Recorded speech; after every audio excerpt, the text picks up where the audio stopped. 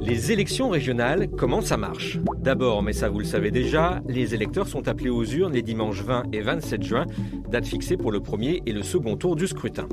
En France métropolitaine, il s'agira de constituer les assemblées des 12 conseils régionaux. En Corse, les électeurs choisiront les représentants à la collectivité territoriale qui cumulent les compétences de la région et du département. Depuis la réforme du scrutin en 2015, les électeurs doivent choisir une liste régionale composée de sections départementales, liste constituée d'autant d'hommes que de femmes. Parlons maintenant des possibilités au soir du premier tour.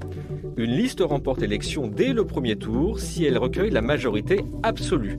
Si aucune d'entre elles n'a obtenu au moins 50% des suffrages exprimés, alors il y a un second tour. Seules les listes étant créditées d'au moins 10% des suffrages le 20 juin peuvent se maintenir. Au-dessus de 5%, on a le droit de fusionner.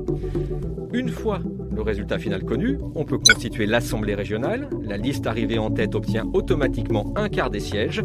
Le reste est réparti à la proportionnelle entre toutes les listes ayant obtenu au moins 5% des suffrages exprimés, dont la gagnante. Enfin, il faut savoir que les conseillers régionaux sont élus pour un mandat de 6 ans et qu'ils perçoivent une indemnité comprise entre 1 555 et 2 722 euros bruts par mois. Quant au président, il peut recevoir jusqu'à 5 639 euros bruts mensuels.